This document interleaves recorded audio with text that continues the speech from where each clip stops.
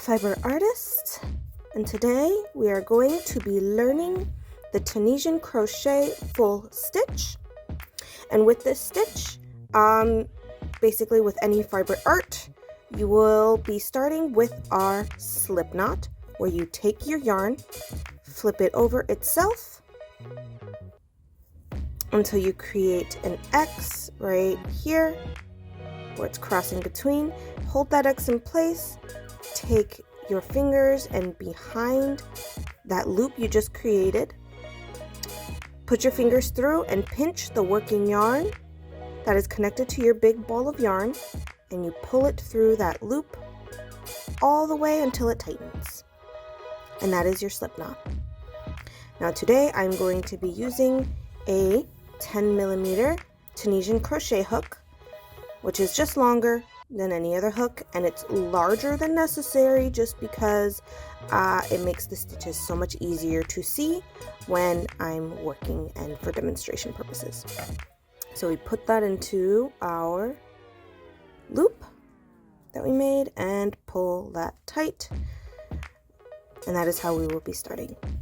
Now this stitch, the full stitch, it does not need a specific number of stitches or a specific number of multiples, so you can make any amount of stitches that you want, however long you want it, however short you want it.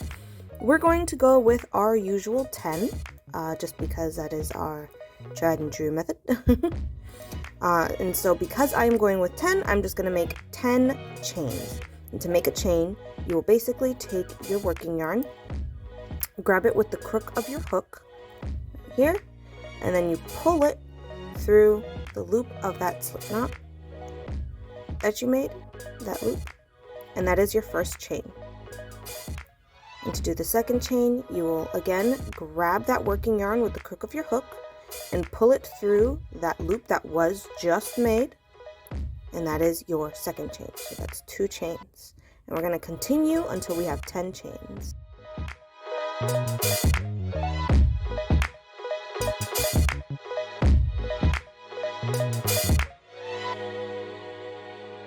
So we have 10 chains.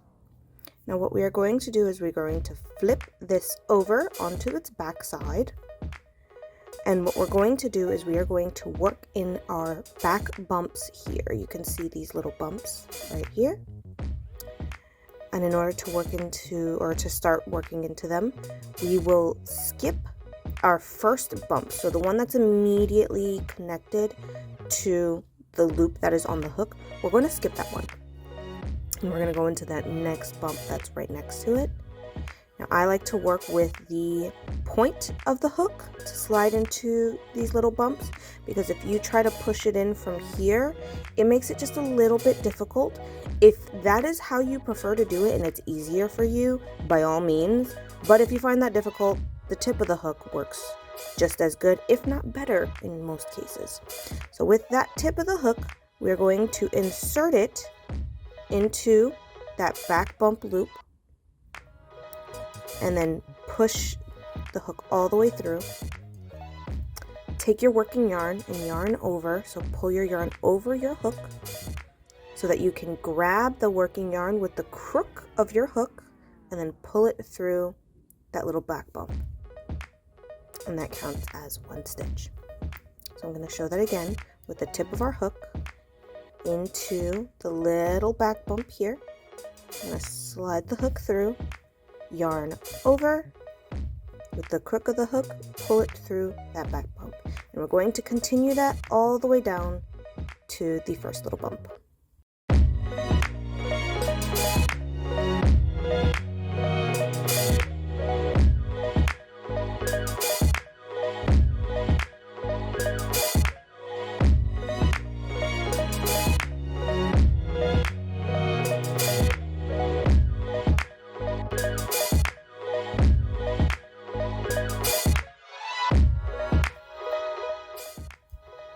Okay,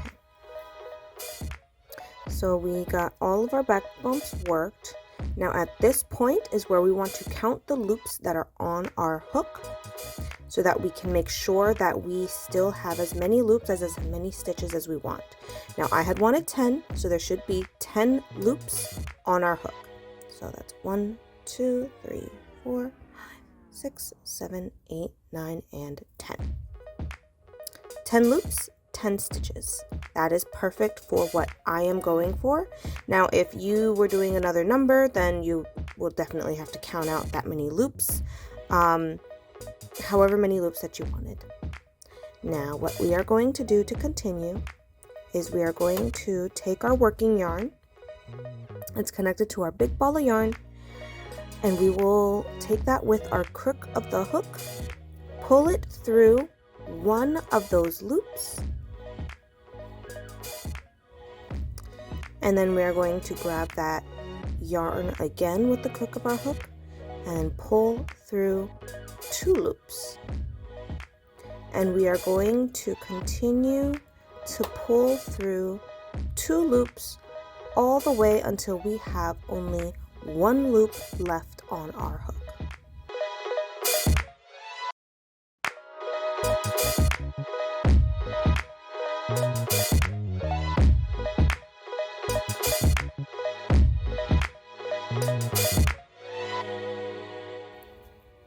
So this is our foundation chains and our foundation stitches. This is how most Tunisian crochet will start. I'm not going to say all, because there could be a new method where it doesn't start off like this, but as far as I know, this is how most Tunisian crochet starts. Now what we are going to do is, for this, our first loop on our hook counts as our first stitch, and so this first loop here, we will skip it because that is also the first stitch. So we skip that loop, and what we're going to do is we're actually going to work in the spaces between the loops. So we skip the stitch, and this first loop, we're not working inside of the loop, we're not working around the loop. This is the space we are going to work in right here. This little space right here. What you're going to do is you're going to insert your hook into that space, yarn over, and with the crook of your hook, pull it upward. I'm going to show that again. You go on to basically this loop, but you don't work into this loop. We're skipping over that loop into this space in between both loops right here. So you will insert into that space, yarn over, with the crook of your hook, pull up. And you're going to continue doing that until we get to the end. There's a bit of a specialty there.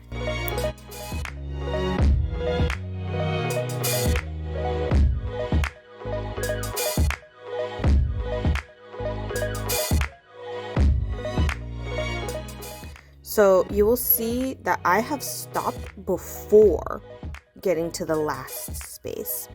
This last space here, because you see this loop, and then this is our end space, which you can see the loop here and the extra little yarn that's there. That is our last stitch right here, right here.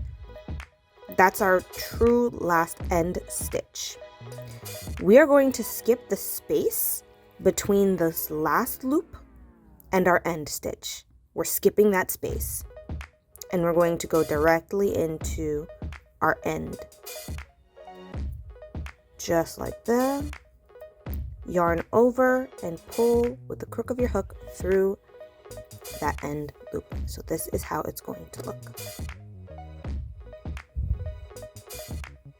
Now, if you are curious as to why we skipped that space, this is still 10 stitches. We originally started with 10, and we can count that out. So that's 1, 2, 4, 5, 6, 7, 8, 9, and 10. That is still 10 stitches. So we're not losing any stitches. We're not decreasing or anything like that. It's just this pattern does require to skip that space, and you will see why later on. Now, once we are finished with all of those, we're going to take our yarn, our working yarn, with the crook of our hook. We're going to pull through one loop, to create our new end stitch. And then we are going to grab that working yarn again with the crook of our hook, pull through 2 loops at a time, and continue to pull through 2 loops at a time until we have only 1 loop left on our hook.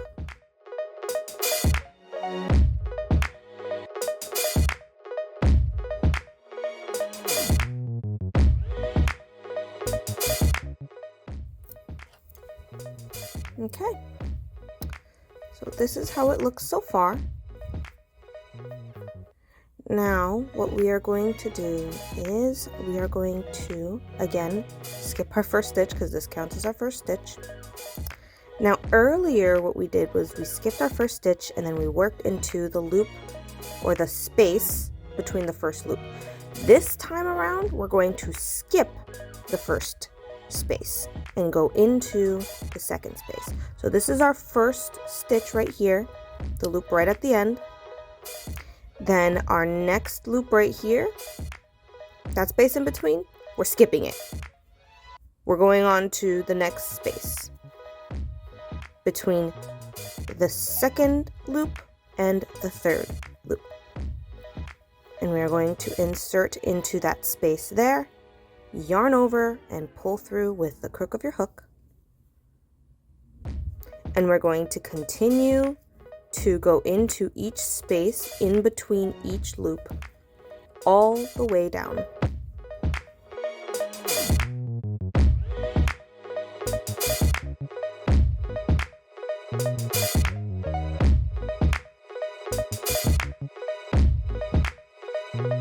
Okay, now this is where we stopped in our previous row.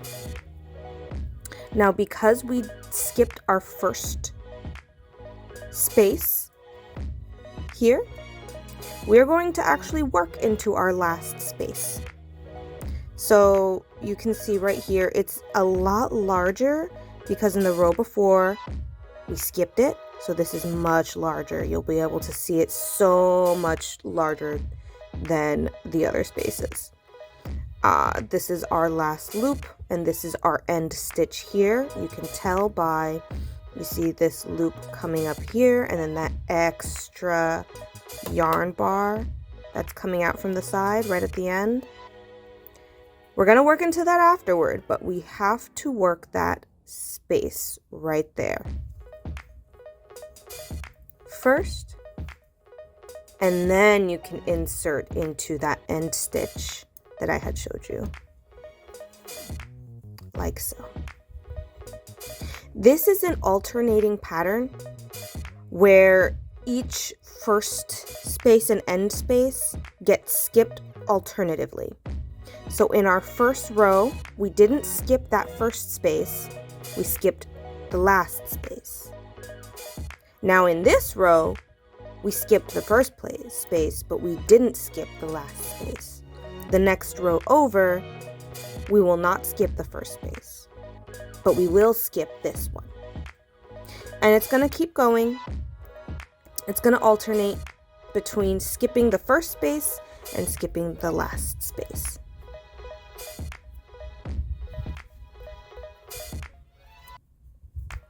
Let's show that. So we will yarn over and grab our working yarn with the crook of our hook, pull through 1 loop, grab the yarn with the crook of your hook and pull through 2 loops at a time. And we're going to continue to do that all the way until we have only 1 loop left on our hook.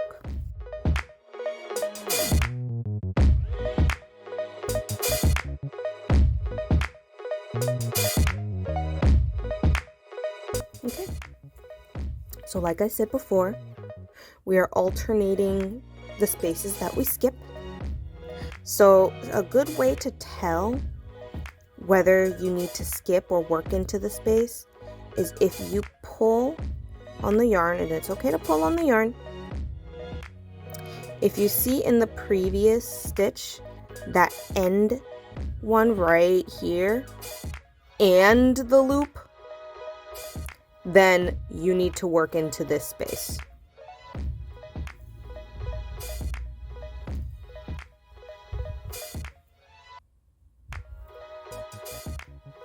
because you can see how this loop right here,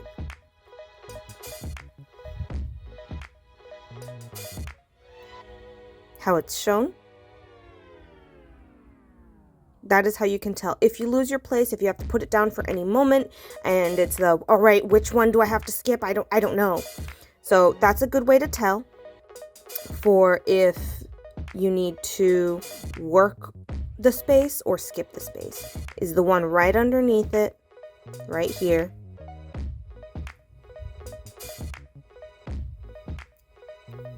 And then you can continue to work into the spaces.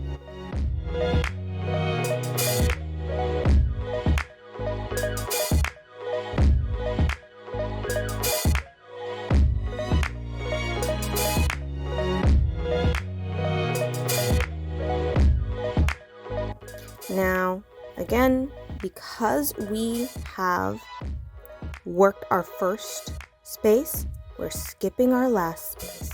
And a good way to tell at the end, again, if you had to put your work down before you finished the row and you just forgot and you just don't want to go all the way to the first one to tell if you worked the first space or not, I don't know. There could be multiple reasons as to why you don't want to just check the first one of the row, because that is a way to check, is look at your first stitch, and if you skipped it, then you work this stitch. If you didn't skip it, then you skip the end stitch. This one, if you look at it closely, you can see how close these two are together.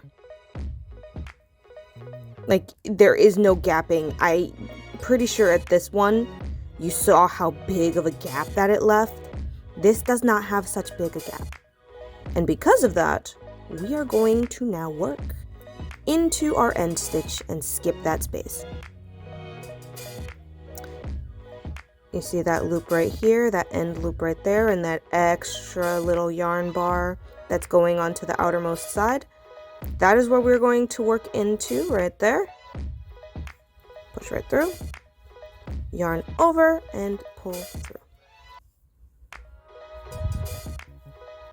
And again, we will just count again. 1, 2, 3, 4, 5, 6, 7, 8, 9, and 10. This is very much repeating everything just over and over and over again. Again, alternating between skipping the first stitch and skipping the last stitch. That is it. So I will work up more rows just so that you can see a bigger piece of how this would look. Da, da, da, da. So this is the Tunisian crochet full stitch. There is a little bit of, holes and gapping, and that's just because I used a larger hook than I needed to.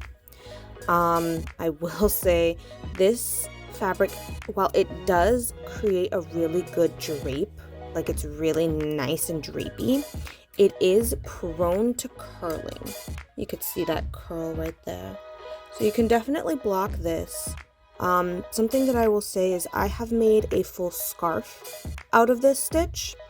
And something that I did was that once I finished the scarf, I took another color, a contrasting color, and did a single crochet border around the full edge. And it came out lovely. It does not curl as much because the single crochets are straightening it out. But if you don't want to do a single crochet border, you can block your work. It is something that I am not very qualified to teach, so you can definitely find videos of how to block your work on YouTube if you don't know.